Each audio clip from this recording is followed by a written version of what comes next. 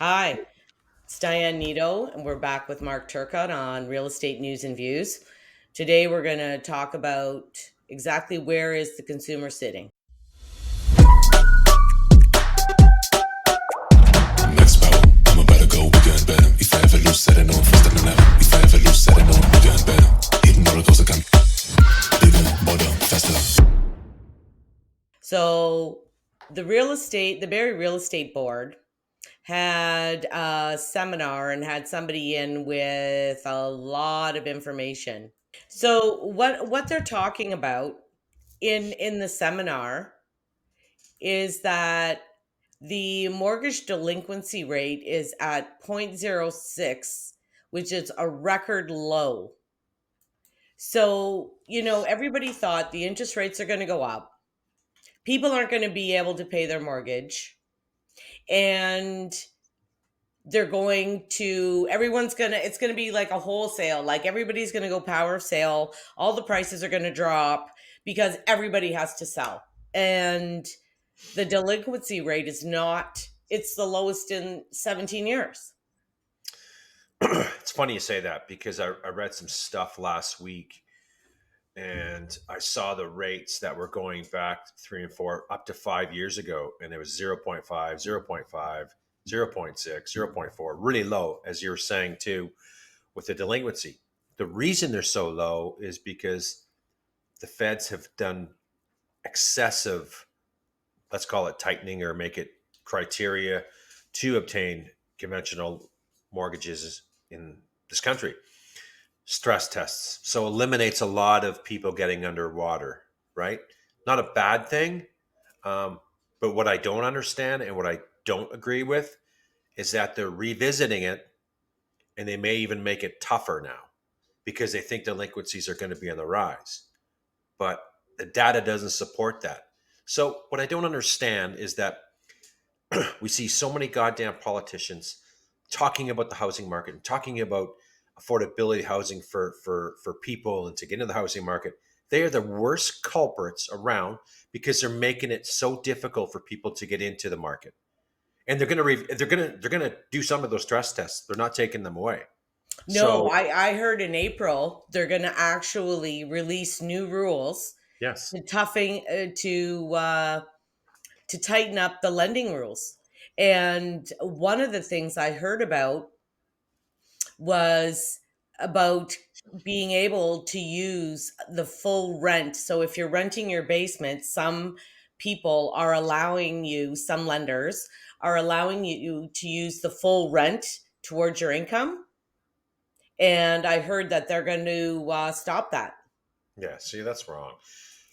So it's not even 1%. It's 0.6. So that's 99.4% of the people paying their mortgages and not in default. Really? So we need to make that tougher?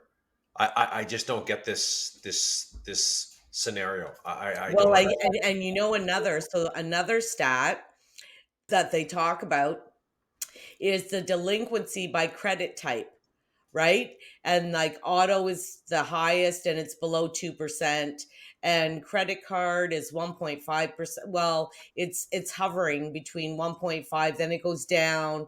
The mortgage is the very end, like right at the bottom of the whole chart. Right. And people are giving up on the car payment or the credit card payment. And they How also do we said, know that though? How do we know that though? well, because I guess these credit places, say FinTrack and say TransUnion, when you pull your credit reports, it shows anything that you're over 30 days. Yes. So I mean, this is all tracked. How many payments are going over the 30-day period or the 60-day period where they haven't made a payment? So like all the big credit companies, they're tracking all of that. Yeah, but I get some of that stuff, but why are these politicians and these economists saying one thing and it's not happening? And the other thing, we're seeing good things in the economy. tight labor market. People are paying their bills. We don't have excessive job claims. So there's two stories here that are just getting intertwined that to me make no sense whatsoever. Well, because we're back to the consumer confidence and the media. The media is saying one thing, Stop but when listening you to the look, media. yeah, when you actually look at the numbers, the media is that, nobody wants to listen to positive news, right? They all want to listen to negative. For sure. So, I mean, the media is blowing up. This is going to happen. That's going to happen. They've got everybody in this, and no one's going to be able to pay their mortgage. I have my own buyers saying that. Oh, houses are going to go down. Nobody can pay their mortgage anymore. And I'm like, most of my clients are in locked in mortgages. Yeah, a lot They're of them are. fine for the next 2 or 3 years. Nothing's happening to them. Yeah, yeah. But the I had this media, conversation with a colleague of ours too, and he was saying, "God, you know what? I'm glad when I locked in a few years ago, right? Because it's true. He knows his payment until he's still got it for another 3 years. If it was a variable product, then that would have changed the story. But there's a lot of people out there that are in locked in, fixed rates and fixed products. I So heard I heard variable rates only about 17% of the people. right, right, So you're talking 83 or 4 or whatever it is percent of the people are locked in. correct, correct. So the other stat that he said that kind of interested me a little bit is that the average homeowner still has very high equity there in their home and plenty of assets to back their overall debt. So their dollar amount of assets for every dollar of debt is still very, very good. Right. But the media is not telling you that story, right? That's the No. thing. It's such a fear-based thing with this media telling everybody what's going on. And then when we have these discussions with our clients, we rarely win, right? Because oh no, I'm on CNBC or Fox or this Apple app, CP24. whatever, CP24.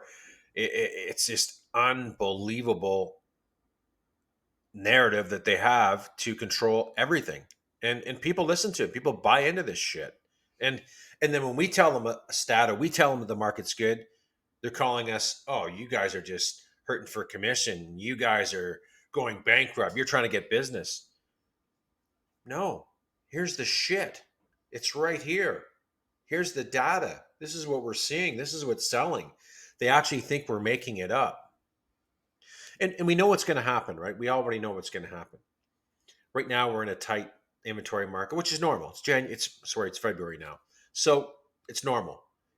What's going to happen if inventory doesn't come up? We Well, know that was what's going to another, happen. yeah, that was another thing this guy talked about is that a lot of developers are stopping the developments right now. Our population growth is huge. There was a backup from COVID, so the population growth is just going, going, going, and but now we're going to have a supply problem. So how Undersupply or oversupply? we're going to under Yeah. Okay. because people that do have their locked in mortgages, they're not going to sell, Mark. Like if you're locked in, why are you going to sell or do anything? No, but there's going to be some people too that made that. You know what I mean? If we go back, typically most people, lock in for 5 years. Some 3, but average probably 5. A lot of them are going to be coming up. So that buyer might go, "Hey, we're sitting on a lot of equity. We've paid it down quite a bit. Maybe it's time for a move." Or maybe they're going to say, "Hell no." Maybe because we don't like that mortgage product. But it's a hard balance. So to me, properties are on sale from the peak. So do you make a move now and maybe, trade up, get a bigger house? Well, Maybe think we're about growing. this. Think about the people that don't qualify for the mortgage they have now. Oh, So 100%. if Lots. you allow your mortgage to auto renew, you don't have to get reapproved. Correct. So I like me right now. I probably couldn't get approved for the mortgage I have. Honestly, I'm not Right. going to lie. I probably couldn't. Right. So what would I do? I would just let it auto renew. Can Yep. I pay? Can I pay for it? Yes. Yep. But would I be approved for it? I don't know. So why wouldn't I just let it auto approve?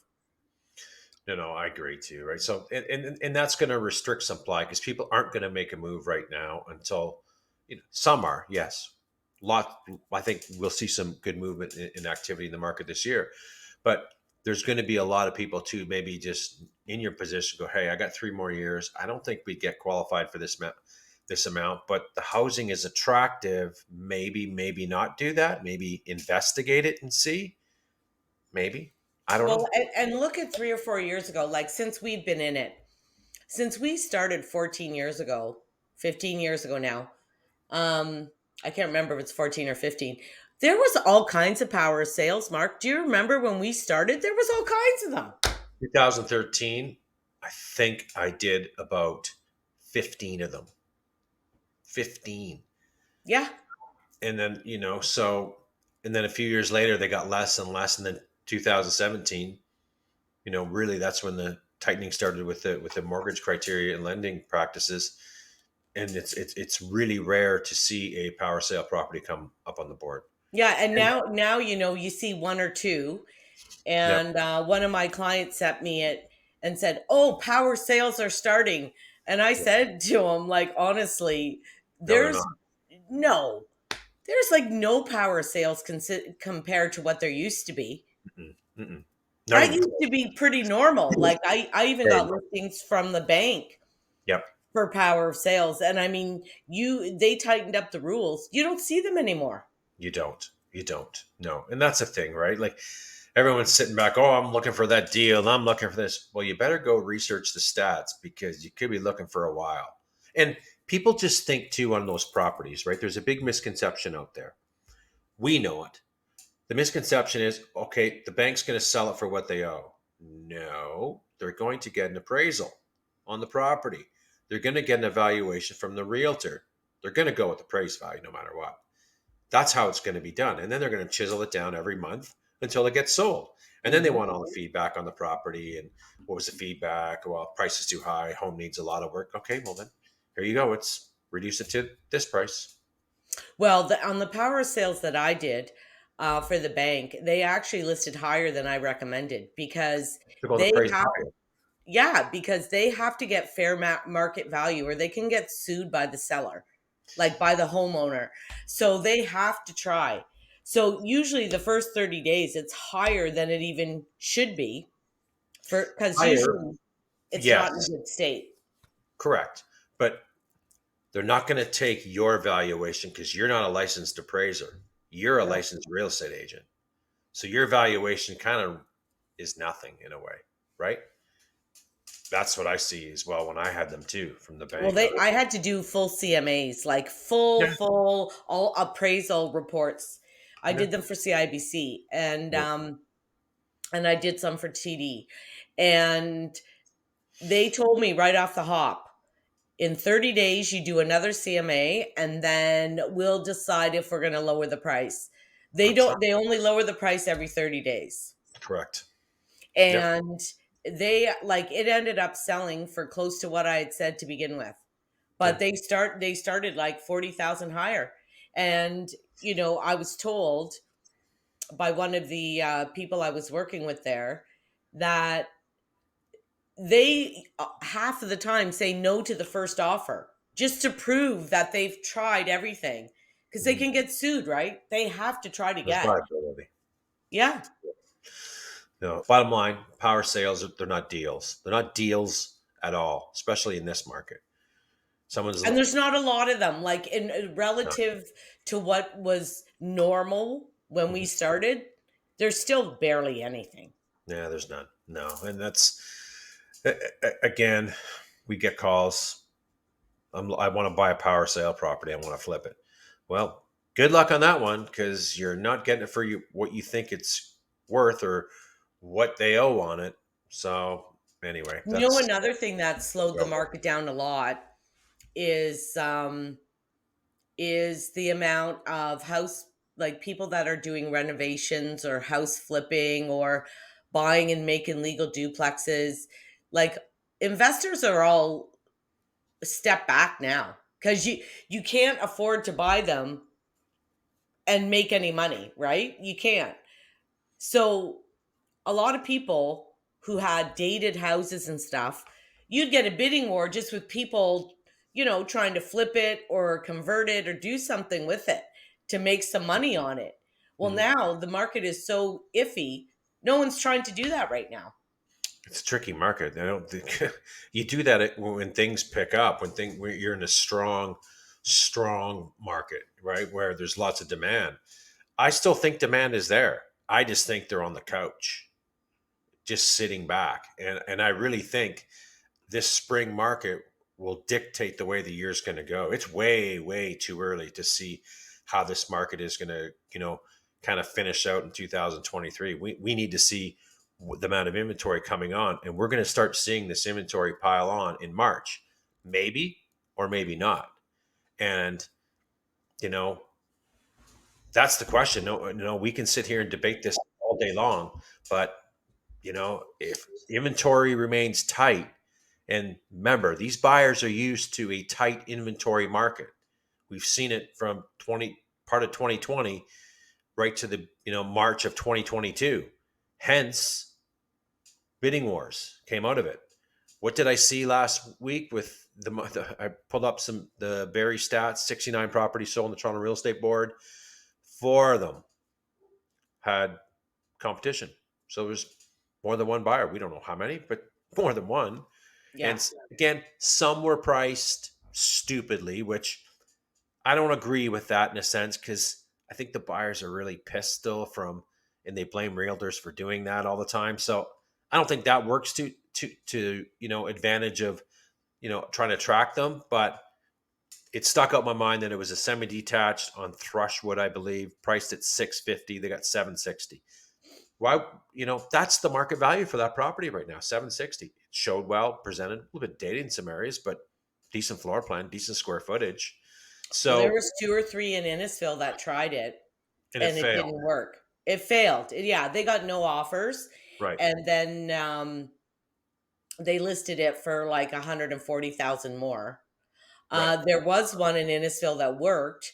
It was listed at 599 for a 2-story on Jans Boulevard, pretty big house, but it Mhm. was tenanted. It was as is, and it got Right. 640, or I can't remember the exact price, 680. But Yeah, that's still a very, very low price it for that is. house for what it It was. is. It is. Yeah. And, with tenants being there, you got to put up with that. Can't get rid of them unless you pay them. So, hey, I think there's some good value in that sale on Jan's. That's for sure. But, Yeah. My you know, thing is though that the bidding wars, like my clients didn't even want to go see the house once I told them, well, they're withholding 100%. offers and they're doing this and that. They were like, we don't even want to get into it. Right. Right. That's it. No one's getting into it. Buyers haven't forgot, they haven't forgot what happened the last couple of years. They don't want to go back to that. But what if product doesn't come on and some of these buyers get off the couch? What are they going to do? They're not going to have a choice if they want to buy. And I think with the Feds going 25 basis points and Big Tiff talking about we're done now. We're going to pause for a bit. We're going to see how things go, and we're going to be more data dependent. That might get people off the couch to buy and feel better. The sentiment is changing, right? I see it in the financial markets. Financial markets are Yeah. great. Well, No crazy volatility lately. It's on the positive side, and they got crushed in I all of was 2022. I was talking to Bill yesterday, our broker of record, and there's 2 things that he noticed. He noticed that in January there's been almost no listings. Like Yeah. listings are not coming up. And yesterday they had a little stat on the Barrie board, like on your home screen, they have like a Yeah. little graph. Yeah. And the average sale price, there was actually an upswing. It's funny you say that because this guy I follow in London is a realtor, and he did a video on last night. I saw it, and he reported the same thing. Uptick. uptick. So So the thing is that the consumer is not is in they're as not. much trouble as the media is portraying that they are. They're not. They're not. So like all my buyers, they and I hate to be negative, but it's driving me crazy because, well, Diane, the prices are going to keep going down. People are going to be losing their homes. The interest rate, the interest rate, the interest rate. You know what? It's not happening. People are not in the trouble that the media is portraying that they are. They're just No, not. no. And you got to look at it. Okay, the strength of the consumer. We've got high inflation. What are we seeing coming out of markets? Record profits by Loblaws. Shell reported a $40 billion profit. People are still spending money on, because they have no choice on fuel, but food, they need groceries. They're still spending money. Retail sales aren't, I haven't seen the retail sales come out yet, but it's coming. They're spending. So if they're spending, and then we're seeing corporate American and Canadian corporations coming off with great earnings, the consumer is not in bad shape.